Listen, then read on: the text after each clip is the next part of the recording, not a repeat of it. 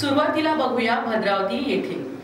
चंद्रपूर जिल्ह्यातील भद्रावतीच्या जाहीर सभेत उपमुख्यमंत्री देवेंद्र फडणवीस यांनी सभा संचालन करणाऱ्या कार्यकर्त्याचे कान टोचल्याचा प्रसंग सर्वांनी अनुभवला।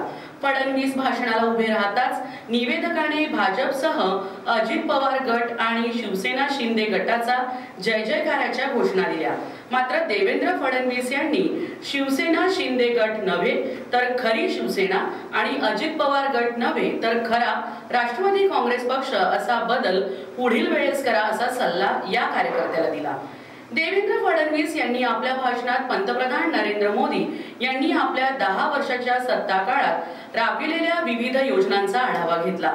सभेतील उपमुख्यमंत्री देवेंद्र फडणवीस यांच्या भाषणाचे अंश याच्यामध्ये सांगतो, शिवसेना शिंदे गट नाही, असली शिवसेना आपल्या जवळ आहे, तो उबाठा गट आहे। आणि राष्ट्रवादी अजित पवार गट नाही, असली राष्ट्रवादी आपल्या सोबत आहे, तो शरद पवार गट आहे। एवढं पुढच्या वेळी लक्षात ठेवायचं।